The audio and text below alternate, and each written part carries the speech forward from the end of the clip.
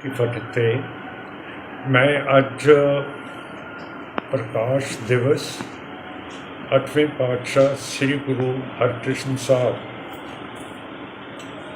दिल्ली तो रकाबगंज साहब गुरुद्वारे चों बोल रहा हाँ।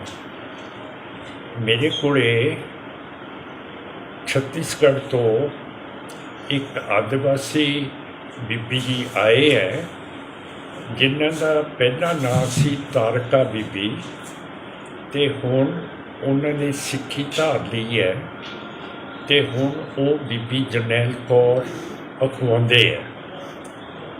इन्हां दे नाल बहुत भारी जुल्म बतौर आदिवासी होया है ते जिहड़े अमीर शाहूकार हैं जिवें ਵੱਡੇ ਕਾਟਾ ਇਹਨਾਂ ਦੀ ਜ਼ਮੀਨ ਇਹਨਾਂ ਦੇ ਪਿੰਡ ਇਹਨਾਂ ਦੇ ਭਾਈ ਨੂੰ ਮਾਰਤਾ ਪਰ ਅਜੇ ਤੱਕ ਇਹਨਾਂ ਨੂੰ ਇਨਸਾਫ ਨਹੀਂ ਮਿਲਿਆ। ਹੁਣ ਤੁਹਾਨੂੰ ਬੀਬੀ ਜੀ ਜਰਨੈਲ ਕੌਰ ਆਪਣੀ ਸਾਰੀ ਗੱਲ ਦੱਸਣਗੇ। ਹੁਣ ਮੈਂ ਕੈਮਰੇ ਨੂੰ ਕਰਦਾ ਬੀਬੀ ਜੀ ਜਰਨੈਲ ਕੌਰ ਦੇ ਬਾਰੇ ਪਾਸੇ। वाहिगुरु जी का खालसा वाहिगुरु जी की फतेह। मैं तारिका तरंगनी उर्फ जरनैल कौर हमारे साथ में जो आप बीती हुई है वो ये है कि छत्तीसगढ़ में हमारी सभी लोगों की, किसानों की, आदिवासियों की ज़मीनें छीनने के लिए नवीन जिंदल ने बहुत सारे जुल्म किए हैं और मैं खुद भी, मेरा पूरा परिवार इससे प्रताड़ित है।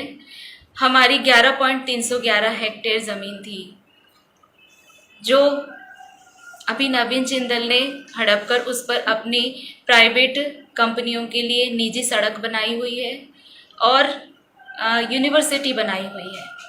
आधी ज़मीन पर हम अभी भी कब्जे पे हैं। मेरा घर है, बगान बाड़ी खेत है, हम रह रहे हैं, लेकिन सरकारी रिकॉर्ड में सारे में नवीन जिंदल ने अपना नाम चढ़ा लिया है। जब मेरी माँ जिंदा थी उस समय हमारे साथ में 2000 सन से ही हमारे साथ में लगातार पूरे परिवार को उन्होंने प्रताड़ित किया। मेरी माँ को एसडीएम के ऑफिस में बंधक बनाकर रखा और ज़बरदस्ती सिग्नेचर करने के लिए परेशान किया ताकि मेरी माँ सिग्नेचर कर दे और हम ज़मीन छोड़कर चले जाएं। उन्होंने कहा कि हम आपके बच्चों पर गाड़ी चला देंगे अगर आपके बच्चे यहाँ से नहीं हटे। पुलिस का प्रोटेक्शन उनको मिला हम पर जुल्म करने के लिए। 2 गाड़ी पुलिस वहाँ पर आई थी। हम और मेरी माँ को एसडीएम के ऑफिस में बंधक बनाकर रखा हुआ था। मेरी माँ ने कहा मैं साइन नहीं करूँगी, कुछ भी हो जाए, मेरे बच्चे वहाँ से मेरे पास बुला दो, वो हट जाएंगे। तब हम मम्मी के पास गए। हमने देखा एसडीएम के ऑफिस में जिंदल के अधिकारी बैठे हुए थे और मम्मी शुगर की पेशेंट थी। एसडीएम के अंडर में सरकारी कर्मचारी थी, उनको तरस नहीं आया।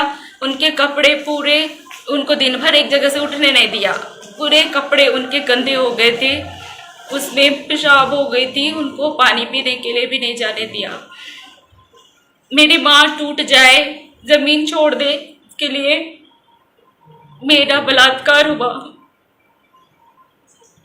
मेरे भाई की हत्या हुई। कहीं पुलिस ने हमारी रिपोर्ट नहीं लिखी और आज तक हम पर जुल्म करते ही जा रहे हैं। हम 20 साल से इसके लिए लड़ रहे हैं। 18 साल हो गए हमारे घर पर, हम सरकारी बिजली हमारी बंद कर दी है ताकि कोई प्रमाण न रहे कि हम आज भी वहां रह रहे हैं। कोर्ट में केवल हमें तारीखें दे रहे हैं, ना तो किसी भी केस में हमारी एफआईआर दर्ज नहीं होती, कोई अधिकारी हमारे आवेदन लेते नहीं। हमने उस समय सरकार थी मनमोहन सिंह जी की, अटल बिहारी वाजपेयी जी केंद्र सरकार में थे, छत्तीसगढ़ सरकार में भी जोगी जी थे, सबको हमने लिख कर दिया, लगातार लिख कर दे रहे हैं कि हमारे साथ में ये जुल्म हो रहा है। हमारी जमीन हमसे छीनने के लिए हम यहाँ से अपना सब कुछ छोड़कर भाग चले जाए। मैं अपने बच्चों के साथ भी कई सालों तक नहीं रह सकी, उनको भी अपने से दूर रखना पड़ा मुझे, ताकि कहीं उनके साथ भी कोई घटना न घटे। मैं अभी तक हम पर लगातार हमेशा कोई न कोई जुल्म, कभी खेत में हम काम करते हैं तो मारपीट करते हैं, कभी घर तोड़ने की धमकी देते हैं, कभी ऐसी मैं अकेली नहीं हूँ, छत्तीसगढ़ में ऐसी कई महिलाएं हैं।